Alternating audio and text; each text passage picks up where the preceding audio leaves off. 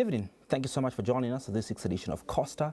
I'm your host. My name is Andrew Mwansa, sitting in for COSTA Mwansa. Now, with just about a year remaining before Zambians head to the polls, the spotlight is firmly on the United Party for National Development and its record in office. Elected on a wave of high expectations in 2021, President Hakainde Hichilema and his party promised sweeping economic reforms, job creation, and an end of corruption. As the countdown to next general elections begins, the nation is weighing whether these pledges have translated into tangible change or remains works in progress. Does the UPND deserve another 5-year mandate? Simuuwe is UPND Media Director. He joins me on tonight's edition of COSTA to discuss whether the UPND deserves another 5-year mandate or not. Mr. Simuuwe, good evening. Thank you so much for making time to be part of tonight's edition of COSTA. Thank you very much, Andrew, and a good evening to our dear viewers. Before we can dive into the economy and the politics of our country, let's begin off with the judgment that was rendered, on Friday. The courts in South Africa, did render a judgment that favored the Zambian government, that the remains of former President Edgar Lungu must be handed over to government and repatriated, to his home soil in Zambia. We've seen also that the family has appealed that decision, indicating that they insist that he must be buried in South Africa. It's been over 2 months now that President Edgar Lungu died. He died on the 5th of June. What does the UPND think? Don't you think that the man must rest in peace, because it's been over 2 months that it's been in the fridge? In fact, you started very well when you said that the judgment was delivered in favor of the Republic of Zambia. Then you ask us about a question as a party.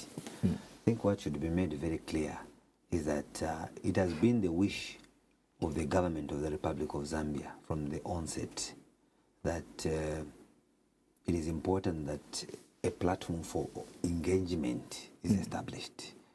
I'm sure you're aware that so many efforts were put in place, and there was even an envoy, former Vice President Kavindele, and also a traditional leader, Chief Mumbi, among other people that were engaged to see how government could have a common understanding with the bereaved family members. The unfortunate situation is that the efforts that were put in place could not yield the much-needed facts, results. And you are aware, before you even get to court, that to have a former head of state buried elsewhere undermines Zambia's sovereignty. And there has been case law to that effect, and I was on this platform when I discussed something similar to that, the Kaweche case, which is instructive to the effect that public interest must override family interest or individual interest when it comes to the head of state, and that the president is not an ordinary citizen. They need to be given a dignified send-off. That is in the judgment. And there is also the former, you remember the presidential burial site. There is an act of parliament to that effect, enacted before the UPND came into leadership, that being a presidential burial site established by an act of parliament, it means that presidents must be buried there impliedly. So when there was contestation as to where KK needed to be buried, the ruling is instructive. Public interest take precedence, override individual family interest. And this is what brought us to where we are. Luckily, we have this judgment, again, which goes alongside the existing case law in Zambia. It is within the right of the family members to contest, or rather to appeal the decision, at the appellate court in South Africa. But again, the position remains. This judgment for us as citizens should help us understand that what could have been our lost posterity will be well documented, because there will be no questions asked by the future generation on what could have happened. It would have been a serious regional blunder had the judgment gone in favor of the family, because then it was going to be the first time in the SADC region experiencing such an anomaly. The beauty is that, like many Zambians of like mind, it has been the view of many of our brothers and sisters in the region, Namibia, that the president be buried in Zambia and be given a dignified standoff. When this issue went to court, the AG came here at Diamond TV and they explained very clearly that government will spend time between the time that the issue went to court and the time the judgment was rendered for us to discuss as government and the family. But this did not happen. No, it's not that it did not happen. There were conversations that were going on. There were engagements that were going on. But whether those engagements yielded the much needed result or not there was no engagement is another whatsoever. issue. Because the family representative, Makebi Zulu, Is another issue. did mention that there was no engagement whatsoever that happened. Let me tell you something. Government obviously will not spend the time justifying the processes of engagement. The very fact that the people that needed to engage directly from the government side had to use other envoys does not mean that the government was not engaging. Okay? Different people in their individual capacity and those that are close to the family were engaged. If this route or approach could not work, any other method could be used. But if things fell apart and that it did not succeed before the judgment, that shouldn't be a problem. So at the end of the day, we need to begin to encourage the family to come to the table with the government. The judgment is not a matter of a win or a loss. No one has won. It is a national issue where the nation must have the former head of state buried here. President HH is simply a representative of the people of Zambia. After he has served his term, he will go. But Zambia will remain. Just like he found a law that establishes the presidential burial site, which was enacted before he became president. Because the people that enacted that law had the integrity and dignity of presidents in mind. From the side of the party, what are you getting on the ground in terms of where President Edgar Lungu must be buried? I know for a fact that the court, yes, in South Africa and in Zambia, have made a pronouncement that public interest, overrides individual family interests. But some also would ask what quantifies public interest, because to some, they would argue that many of the members, many of the Zambians are with the Lungu family, not the government. Well, there has been quite a number of case laws on issues relating to public interest. In other words, you're basically coming up with something that will not injure not only this generation, but even the future generation. The challenge that we have is what you may refer to as some Zambians. You're basically looking at the political divide. And this is why we don't need to look at some of these things from using a political lens. We need to transcend political lines. And remember that today is ECA, tomorrow it will be another head of state. So what kind of history are we going to leave for the people of Zambia? So even when you talk about burying in South Africa, there were more commentators from the political lines than the family itself. Even the people that traveled, whom you may have seen as family friends, they were politicians. Probably because But that does not a mean. politician. But that does not mean they have no right to mourn when they have to mourn. It is within their right. But I'm trying to demonstrate to you that the arguments that are being spearheaded by some members of the public are purely based on political lines. And this should not be the approach that we should take as a country. As a matter of fact, you recall that Makebi Zulu did mention that they wanted the body flown to Lusaka, then the President Echech should not be in attendance. And that you understand that this is a former head of state. There could be other presidents in the region who may want to come and pay their last respect to ACL. Now, the moment you have other heads of state coming in, you're inviting the president to come. So, before you get to reasonableness, look at what the existing state of affairs is presenting to you. The moment you have a visiting head of state, the one who welcomes and receives that head of state is President Echech. Including the airspace that you have is controlled by ZAF. You are basically saying this issue of banning ACL in Zambia goes beyond President Echech. It is a national issue. And as things stand, I think perhaps maybe take a bit of some time to explain on that, because I think you've seen, you know, what has been spoken about on social media, and many people are creating assumptions and perceptions that what is the issue? Why does President Hakainde Hichilema want to see the body of Edgar Lungu? What is it about the body of Edgar Lungu that Echech really wants? It's not about also seeing.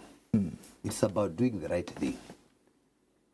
The same question can be asked the other way. What is it that somebody is scared of, that a person who has died should have regulated mourners? Isn't that a taboo? A neighbor dies. I'm sure you know, my brother, that even a person with an impairment on the street is mourned. Unless there is a condition or a disease that may spread and they fear, like in the case of the COVID-19, where they would keep members of the public away.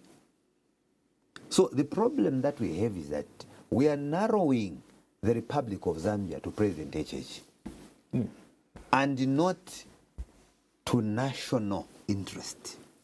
That we need to look beyond President Echech. Once he's gone, there will be another president. You don't also think the question is, President Echech must declare interest and say, look, perhaps I will delegate. Why would you say that in the first vice place? president? The question you ask yourself is that what you want to see? What will it resolve in the first place? Unity. ECA is gone. What you are proposing is actually creates more confusion. I've told you that after you've done that, who is going to receive the presidents that are visiting the country? Because you don't want the state to take part. Well, you delegate. The moment you say state funeral, who is the head of state? The president. Yes. So why are we contradicting ourselves? He can't delegate to the vice president. When you say, no, that power is discretionary. So the question is, who is saying we should not delegate? Conversations failed. Government went to court. The court made a pronouncement. The Constitution Office bearer, who is the chief executive of the Republic of Zambia, is President Echech. He is not there by chance. He was elected by millions of citizens. And now we should not reduce a funeral of a former head of state to only 3, 4, 5 people. And this is why there was a question in the South African court that what was the wish of the deceased, that he be buried in Zambia. Whose wish is it that we should bury in South Africa? It is not ECL. So if you were confronted with such a situation, whose wish would you go for? The wish of the deceased or the wish of those that are alive? And what will they have achieved anyway? Will have lost as a country because it undermines Zambia's integrity. It undermines Zambia's sovereignty to get the former head of state and have them buried elsewhere. You say here that this is not a win for, this is not a win or a loss for anyone, but it's, you know, it must bring us together. It doesn't appear so for some of your cadres from the ruling party. They seem to celebrate that finally Akatumbi Kakwa Edgar Lungu Kalaisa. Every political party. You don't find that regrettable, really, that your party cadres are now disappointing. You're preaching, you know, a message of unity, but your party cadres Yeah, that presents a very unfortunate situation. But every political party have officials that issue statements to give the position of the political party. It has office bearers. Okay? Every political party. So, as a journalist, you know the right source. So we must not hold accountable party members for what they say. Of course. New officials, because the assumption is that they're getting blessings from UMD. This is what I'm telling you, that as a journalist, you know officials to invite when you want to speak to UPND. You're not going to get a blogger and start talking to them, because they may not even occupy a single official position within the party. But again, this is what social media has brought, because you have seen that even everyone has become a journalist. This is social media, where people want now to say anything sometimes. Not that they have blessings from the party, but the party has a position. I think in yesterday's press conference, we were very clear. Government's desire now is that we need to encourage the family members to engage with government so that we can bury the former head of state, and this should be history. It is time we came together as a country, as opposed to calling each other names. It's not time to scandalize the former first family. They have mourned for a long time. They need to get a life and live a normal life. What are you saying to party cadres from the UPND that are wearing regalia to insult the former president? Many of them, a few, or one or two, who may have been involved in such activities have been reprimanded. And the UPND has within itself the party disciplinary regulations, which basically regulate conduct of members. So measures are being undertaken to deal with such cases. That's why, moving forward, I'm sure you've seen that many members of the UPND have taken a different trajectory. And what we are saying is that there is no departure of the party from the government position. Government is looking for an engagement process, and the citizens with like mind that are going to support the very fact that we need to unite together. Can you imagine how interesting it would be for the country that government and the former first family have now come together? They've agreed to give President ECA a dignified send-off. A military parade is put in place. It's an official funeral. We bury and we move on as a country. It will put Zambia at another level. That is what government desires. That's what the party is looking forward to seeing. And where I stand, this is the position of the party. The party. Time is taken for the UPND.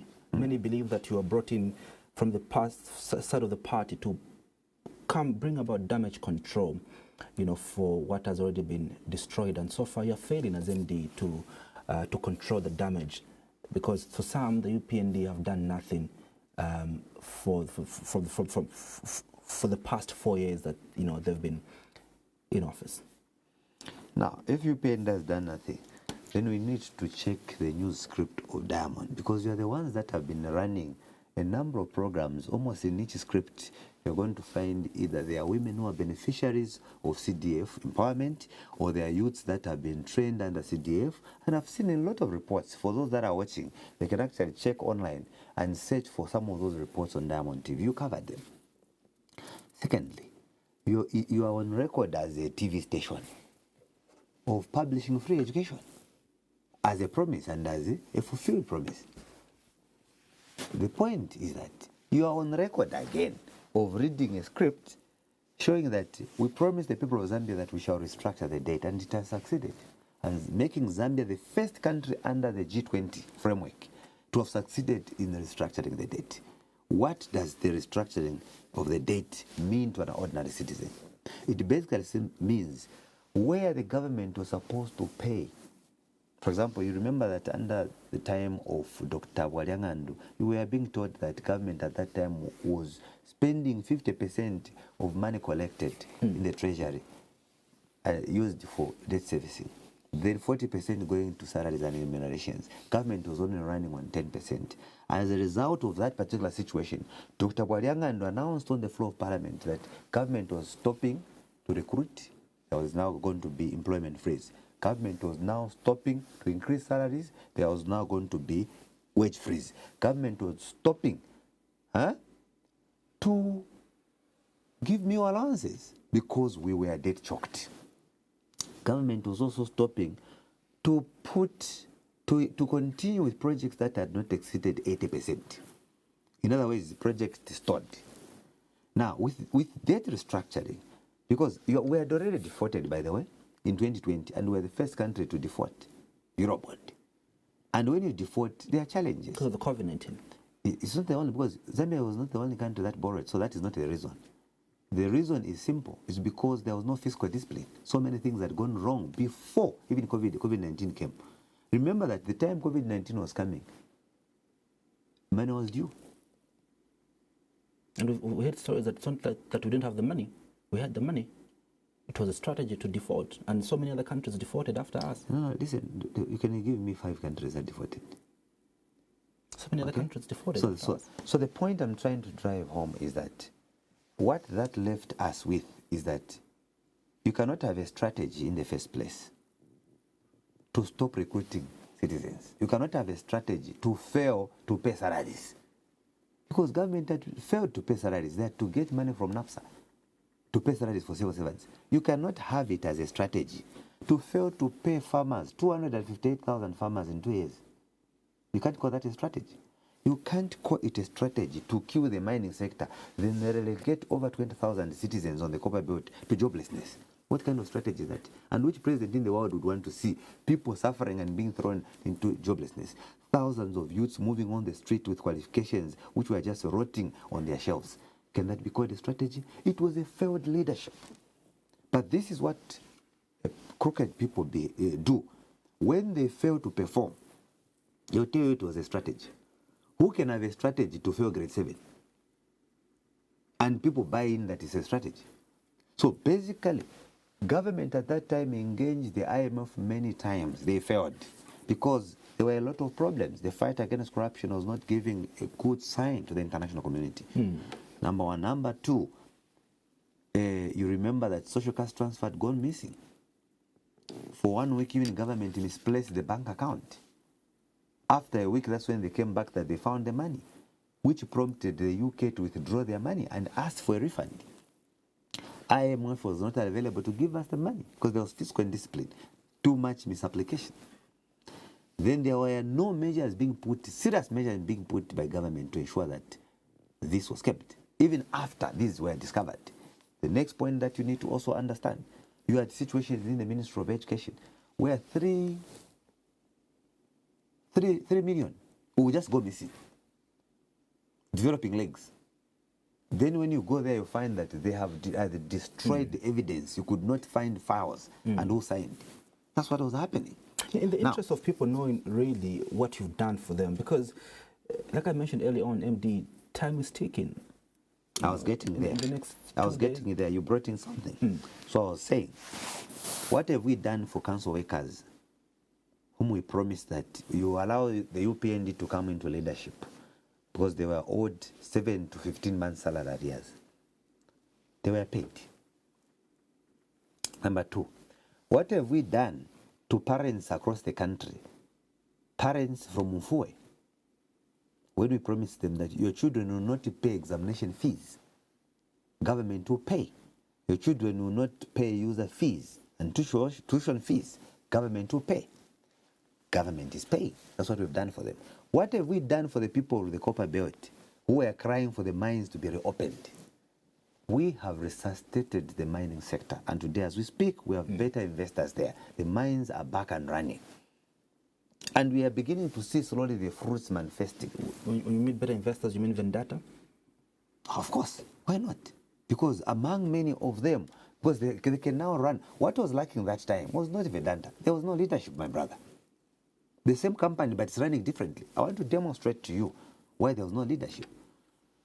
Before the Lusaka and Ndola Dual Carriageway groundbreaking ceremony was done, way in the opposition, President H put it on record that given an opportunity, we can do this road half the price. People doubted. Some people doubted. Today, as we speak, it's even below half. Some of the companies, one company that was initially granted the contract came back and said, we are ready to do the same road at half the price. What does that mean? Skills and differences in leadership. Same company, same project. The company comes and say, we can do the road at half the price. That's what I'm saying. So it's purely a point of departure in terms of challenges. But let me get to the issues. What did we promise citizens with regard to thuggery behavior? That there will be the rule of law. Government will not allow citizens to be hacking each other, moving with unregistered guns, shooting at fellow electorates. Here we are. We can go for elections. What we see during the aftermath of the election are simply debates and people saying it was free, it was not free and fair, and so on and so forth. What did we promise media institutions? That will not be closing media houses because they are featuring those with dissenting views. Here we are. True to our promise, as you and I are discussing, you have so many of your colleagues in the journalism sector who have been recruited by government to demonstrate the issue of recruitment and job creation is real. As I speak to you today, in the manufacturing sector alone, we've revamped the manufacturing sector. So far, over 13,000 jobs have been created in the manufacturing sector. We have revamped the Ministry of Tourism by merely putting in place or formulating policies that are progressive to spur growth in the tourism sector, such as relaxing visa conditions so that we can allow as many tourists as possible to come into our country, thereby giving a trickle-down effect on those in the hospitality industries like the hotels you are seeing. So could you give me figures to that? Are you able to quantify in terms of how much you've done to reduce the poverty rate in our country? Because suggestions are that the poverty levels are still on the rise. Now, MD. Let me give you the context. You and I agree that inflation has started going down. It was high. You and I do recognize that when you talk about poverty in Zambian context, you're talking about Ishima. And you and I do agree that government did something for the price of minimum you are seeing to go down after we were hit by that drought. You know that when there is a drought, there is a scarcity of food on the market, and when there's scarcity of food on the market, prices of commodities will go up. Then what did government do? It's not just magic. It did not just happen by nature. You recall that government earmarked 17,000 farmers to enable them, capacitate them with irrigation equipment. Has it reduced the price of minimum? Of course, I'm sure you've seen the price of minimum beginning to go down. From where we are. And where we are right now, as a result of certain initiatives that government undertook, such as SAFE, which is a credit facility given to different citizens who also responded positively to government clarion call to invest in education and in agriculture and take agriculture as a business. We have a bumper harvest. Just Eastern Province alone has managed to produce 535,000 metric tons. Central Province alone is over 500,000 metric tons. Now, what that means is that when we have produced more, that was the president's voice. Yes.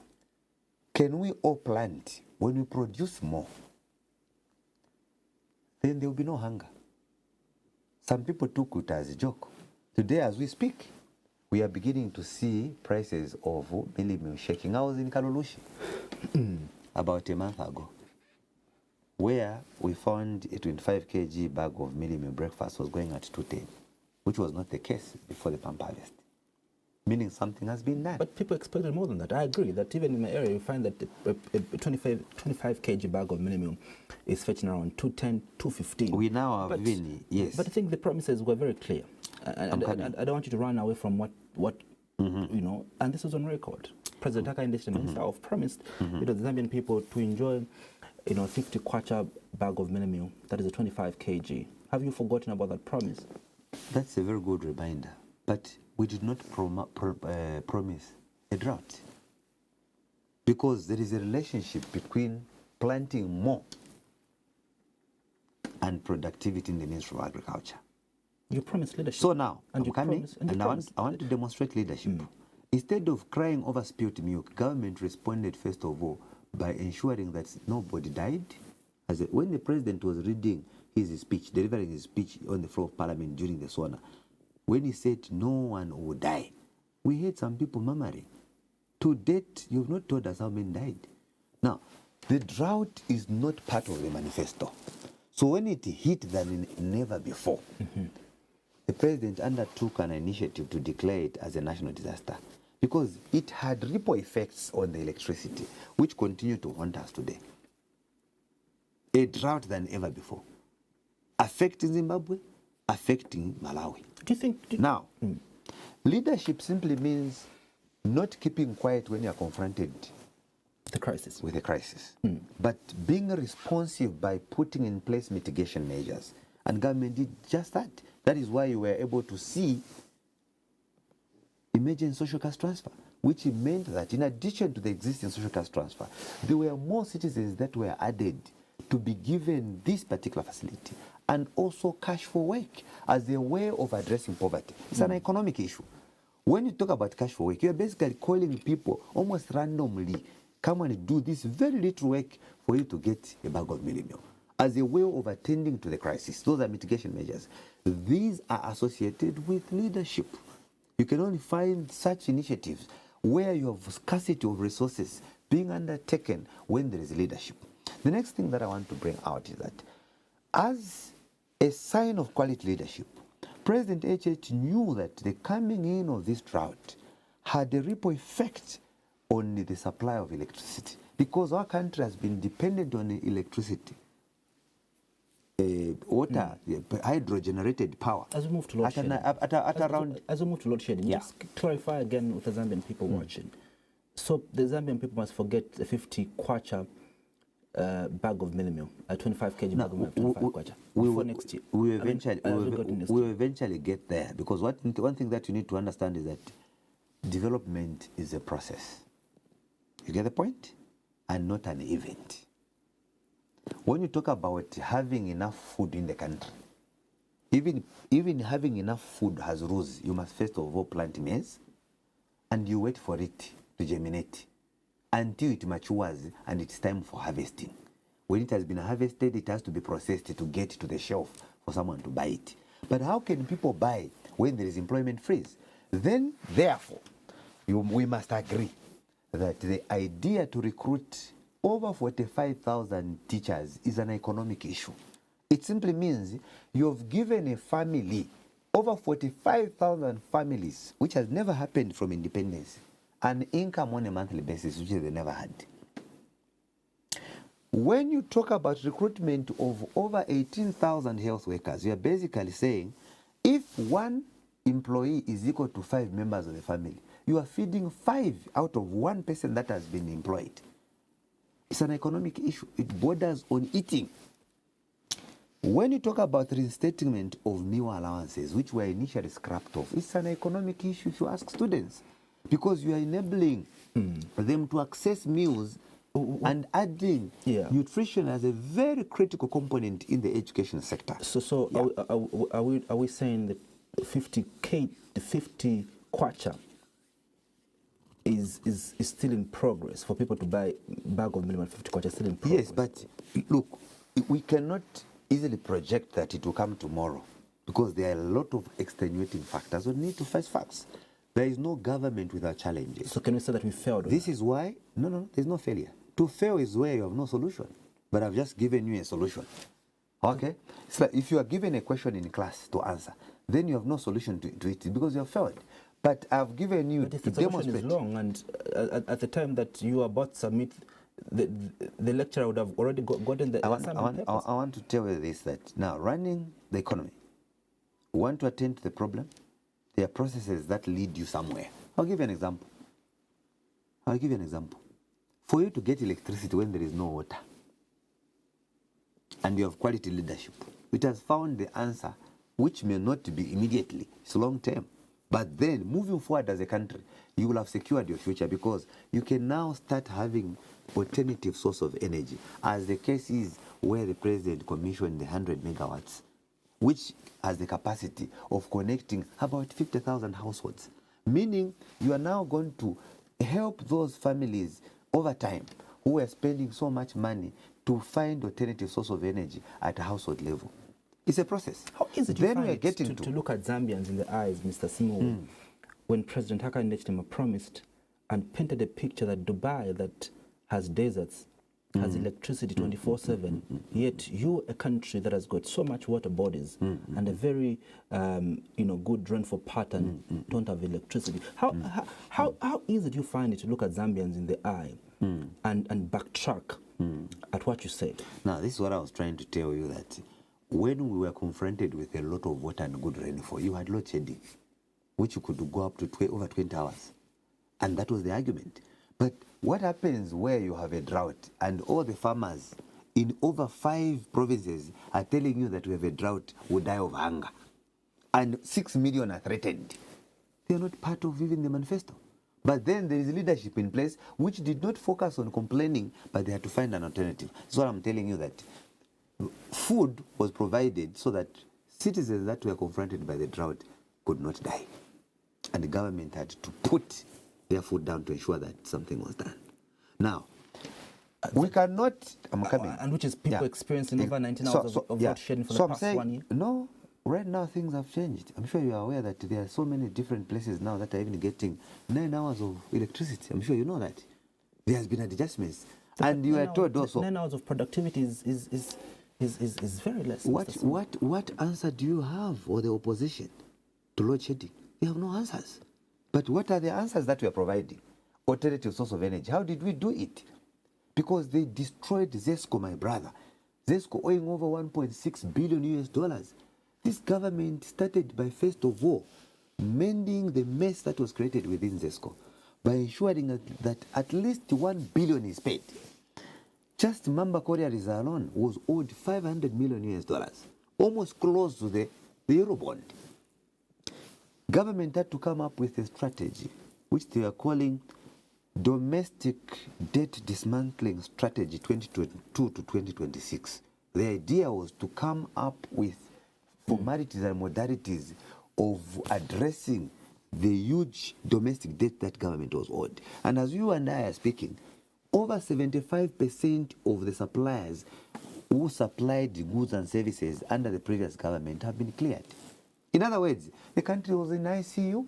Before it can take off, so many things have to be resolved, and I've been demonstrating what we have been resolving. And you don't think that the country is still in ICU, because we're getting into the next election with price of fuel very high, with the cost of living very high, with the price of minimum very high, with load shedding, the worst load shedding in living memory.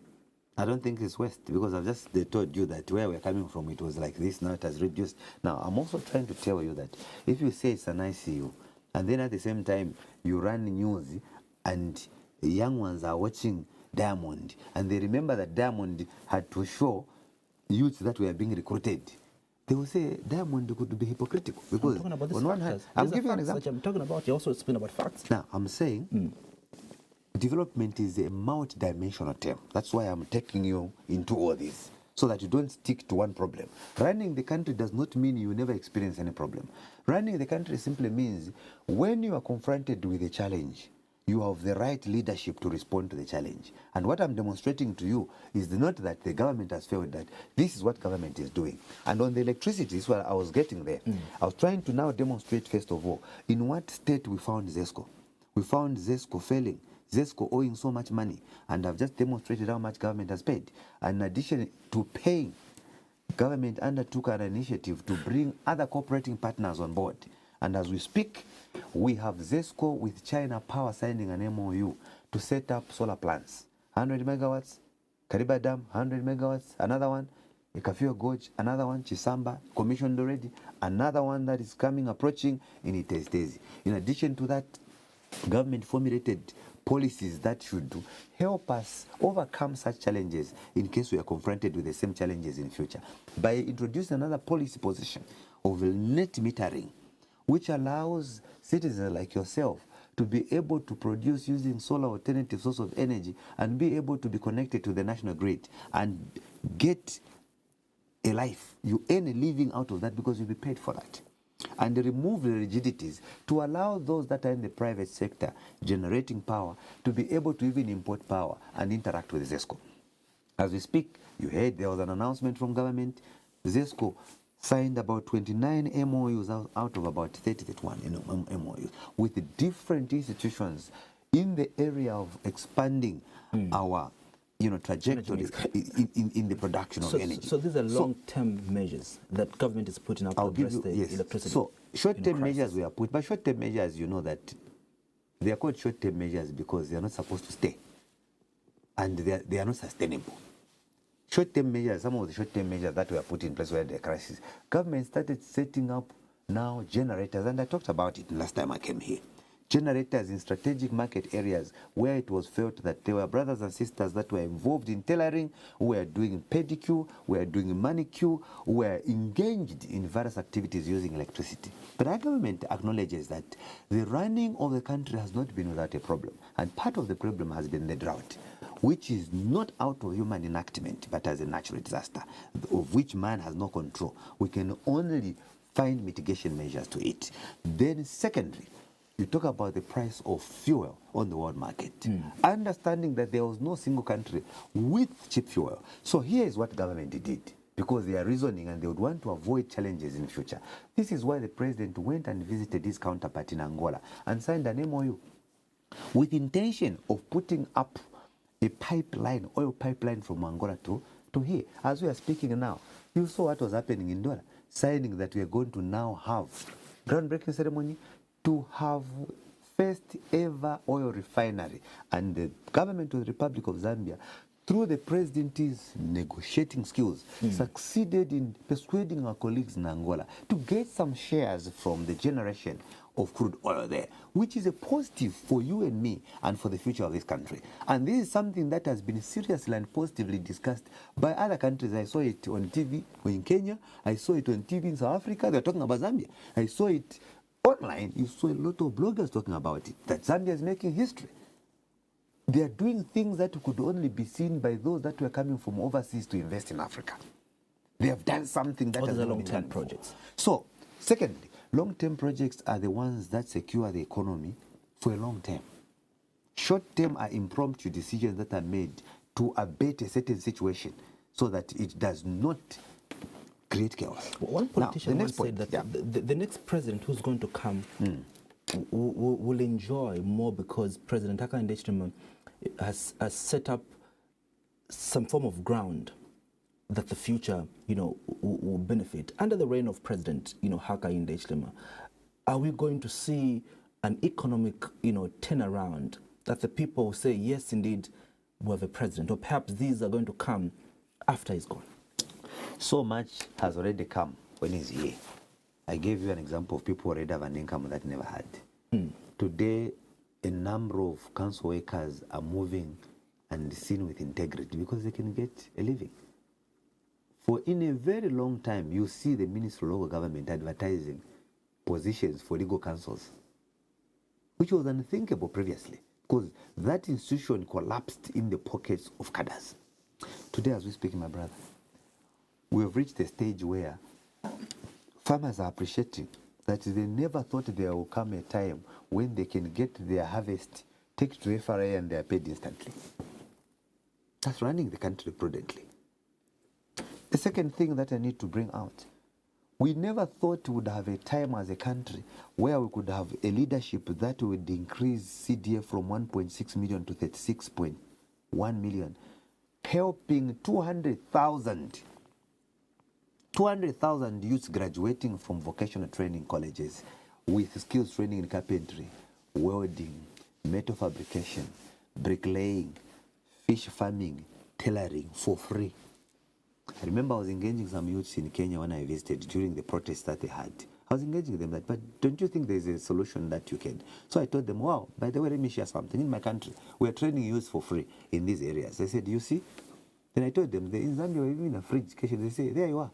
In Zambia, we recruited 30,000 teachers. That there you are. There is no single country under the sun with that record, only in Zambia.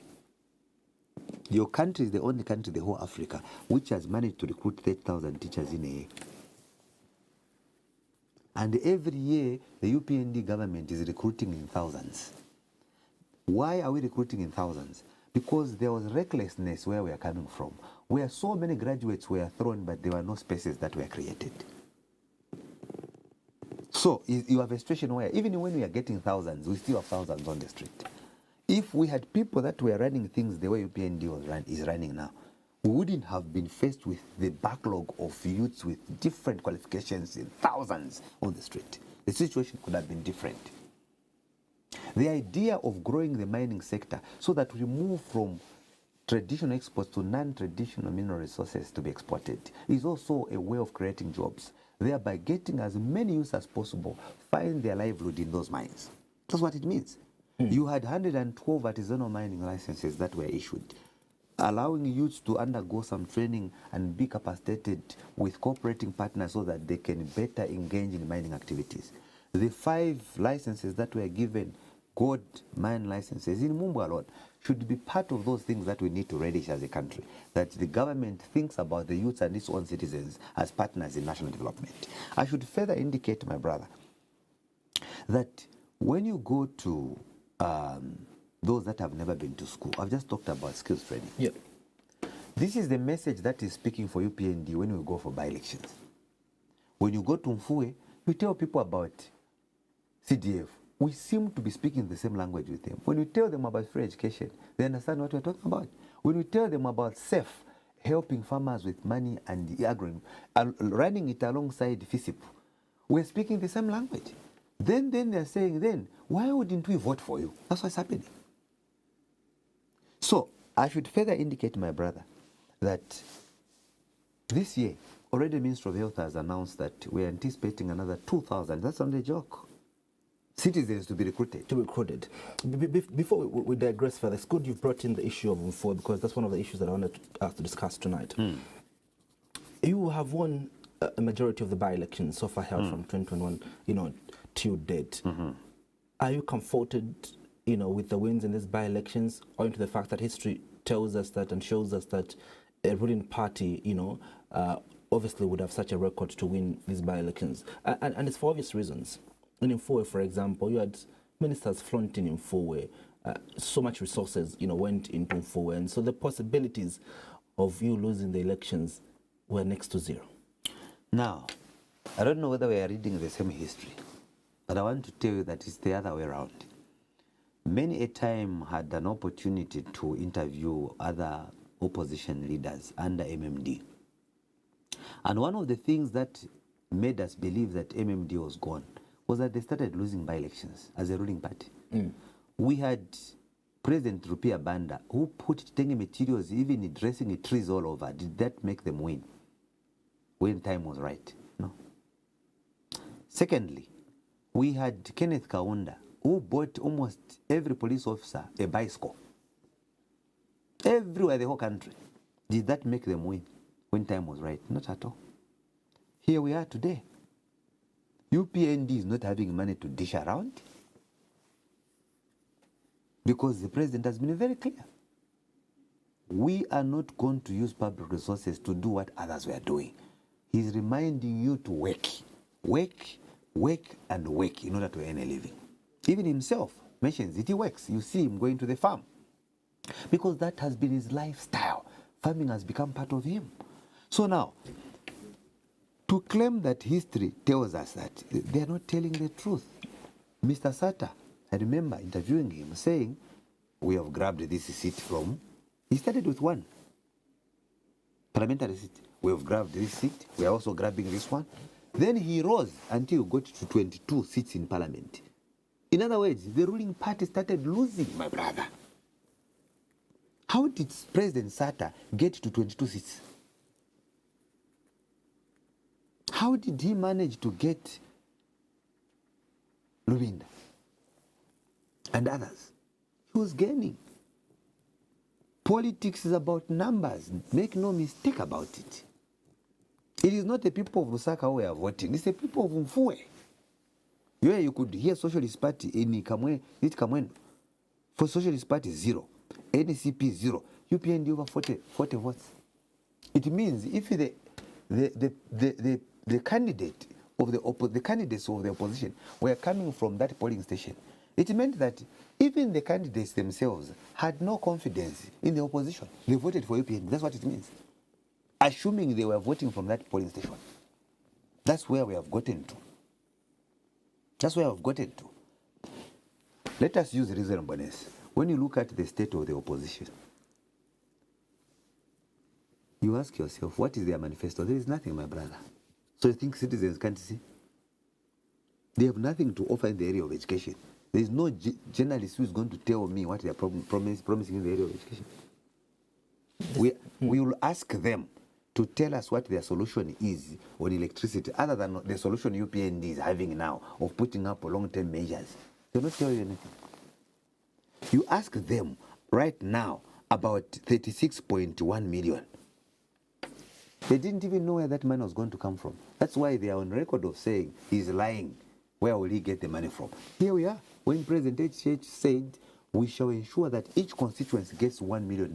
But we have even exceeded $1 million per constituency.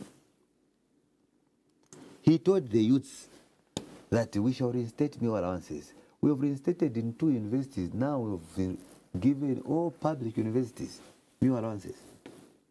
That's where we are. Now, let me further mention that it is that message that we are using which is resonating with the people. For a villager, if you cannot value free education, for my mother in Simuuwe, in a remotest area, who is not on a salary, she has never seen a payslip from the time she was born. To be told, Mommy, your child will not pay examination fees, your child will not pay tuition fees, your child is even allowed to go in civil clothes if they have no uniform to go and attend classes. You don't know what that does to a villager. You may not see it today. You still think it's politics as usual. That message is strong for that mother in the remotest area. And these are the things that we are undermining. This is why they can't get votes there. They've openly said that, look, we're going to let them win these by-elections, but obviously the UPND has no chance to win the elections, in 2026. What are you saying to the opposition that feel that actually you are a one-term government as a UPND? Andrew, the easiest way to understand the popularity of an individual is through the ballot. There is no other magic. The moment we saw PF struggling to win a by-election, we knew PF was gone. I want to demonstrate. When we saw that for PF to win a by-election in Kaoma, a soul or a life needed to be lost, and Lawrence Banda was gone, we knew they were gone. In other words, for them it was a matter of life and death to win a by-election, and yet they were in government. Who is going to beat UPND first of all, in case you have forgotten where we're coming from? PF was gone as early as 2016. The previous government, the president was in State House with about 22,000 votes. And UPND at that point, even after they rigged, you remember we had contested the election of the president. Even after they had rigged, we knew that it just requires one constituency, then he's gone. Have you forgotten that there was no rerun? It was 50% plus 1. If they were surviving by 22,000 votes somewhere there, or less than 100 or less than 200,000 votes in 2016, then they were knocked out by over 1.8 million. That is not a joke. Then when you say UPND doesn't stand a chance, who is saying UPND doesn't stand a chance? Who is going to beat UPND? Let's take, for instance, the biggest opposition right now are those that have parliamentary seats. PF. PF, my brother, is gone. Most of the MPs have left. To where? To the UPND. They are working with those that mean well. And a number of them, for a record, actually want to stand on the UPND ticket. PF is gone. There's nothing to talk about. If I asked you today to give me a PF manifesto, you want to give me one. That's manifesto. And the question is, who is going to beat HH? Let's maybe talk about Kalaba. From the time we voted from multi-party democracy, there has never been a president who has no member of parliament who ever went to a state house. This is the one you're scared of as UPND? No, I'm just giving you as an example. Secondly, let's get to Fred Membe. For a party to win elections, it must be growing its numbers at party level. Fred Membe is losing numbers, my brother. You can't be a few months before the general elections, then you are getting zero. UPND was in the opposition for more than 20 years. Where are you seeing them getting zeros? Under PF. Then for you to beat the incumbent, you must maintain the second position in all by-elections. There is no single political party that is maintaining the single position.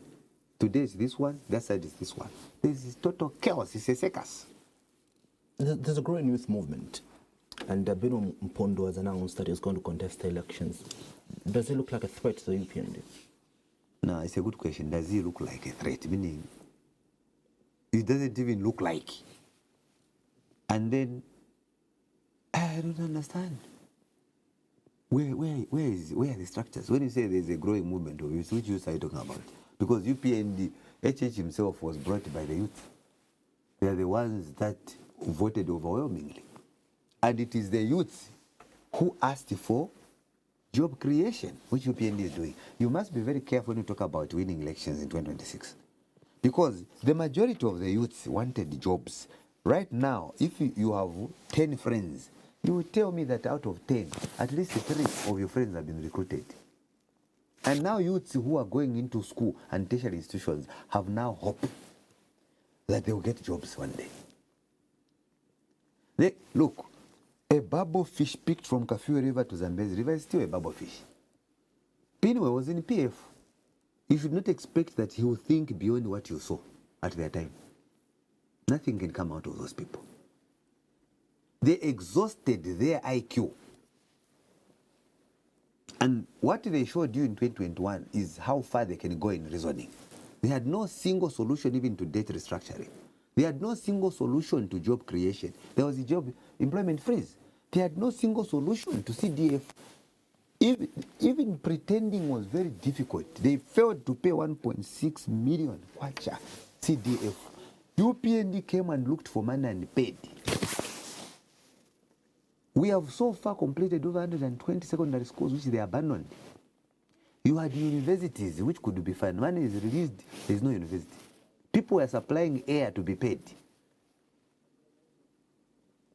As we are speaking to my brother right now, you go on the street, you're going to discover that even the people, some of them you called cowboys, are doing something. Under that initiative I told you, 200,000 graduates for free. Skills training. They're doing something.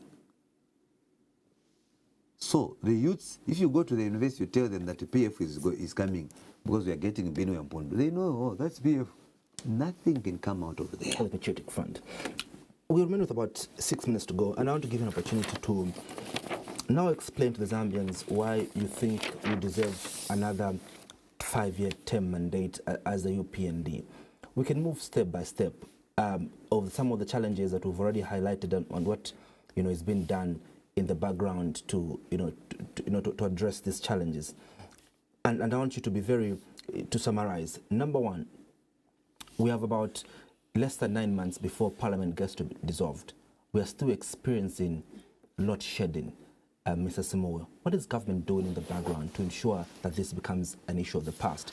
What is government doing to ensure that the prices of fuel go down? What is government doing in the background to ensure that the price of millennium, goes down?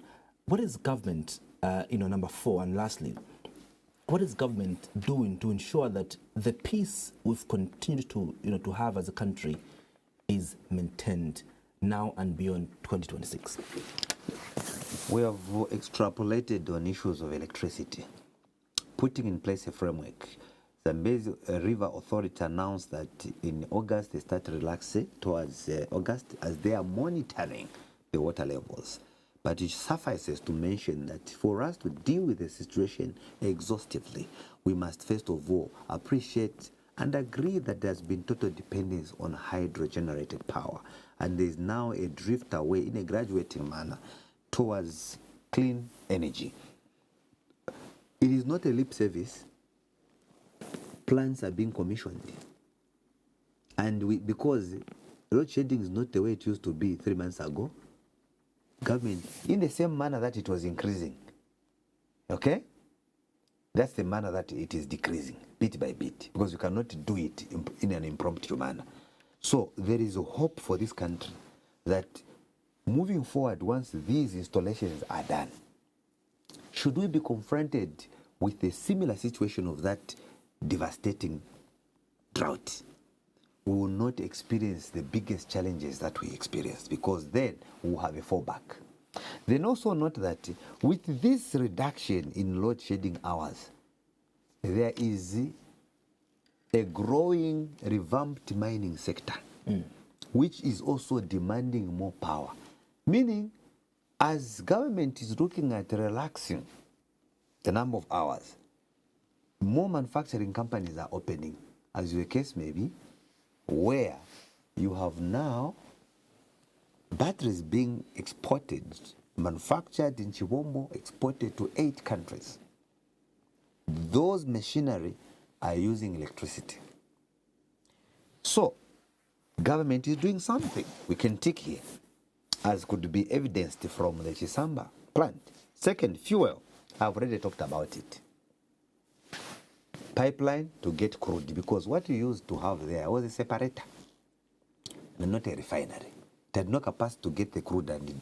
Now, government has signed MOUs. You saw the company that is coming on the copper belt to set up one of the multi-million-dollar refinery to get the crude and deal with it. Then we can agree on setting the prices of fuel for both countries, benefit the region, export, create jobs for the country. So the president is laying a foundation that is strong for the country and not doing the same thing over and over and expecting different results. Something different has been done. The next point which you raised, the issue of milling. The president is saying, instead of us getting maize plantation as a one-off thing tied to the rain season, we must take agriculture as an activity of January up to December through alternative or smart energy as well as irrigation equipment. As we are speaking, government has undertaken through ZNS to set up water harvesting initiatives like the 1,000 cubic waters dam being established in Mumbwa, which in a way will help farmers to irrigate. In addition to that, under CEEC, many farmers are accessing facilities and accessories to engage in irrigation equipment, meaning when they produce more and we have surplus, we can now export to attract forex to strengthen our currency. The next point that I want to bring out is that when many citizens participate in the production of mealie meal, as the case is now, out of government initiative to support irrigation farming, it means the prices can now start going down. Who are controlling the prices?